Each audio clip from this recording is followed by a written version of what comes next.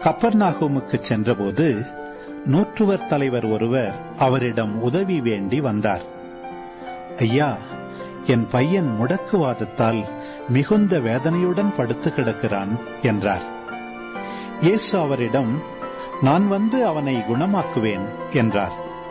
நூற்றுவர் தலைவர் மறுமொழியாக, ஐயா, நீர் என் வீட்டிற்குள் அடியெடுத்து வைக்க நான் தகுதியற்றவன். ஆனால் ஒரு வார்த்தை மட்டும் சொல்லும், என் பையன் நலமடைவான். நான் அதிகாரத்துக்கு உட்பட்டவன். என் அதிகாரத்துக்கு உட்பட்ட படை வீரரும் உள்ளனர். நான் அவர்களுள் ஒருவரிடம் செல்க என்றால் அவர் செல்கிறார், வேறு ஒருவரிடம் வருக என்றால் அவர் வருகிறார். என் பணியாளரை பார்த்து இதை செய்க என்றால் அவர் செய்கிறார் என்றார். இதை கேட்டு இயேசு வியந்து தம்மை பின்தொடர்ந்து வந்தவர்களை நோக்கி, உறுதியாக உங்களுக்கு சொல்கிறேன், இஸ்ரவேலர் யாரிடமும் இத்தகைய நம்பிக்கையை நான் கண்டதில்லை.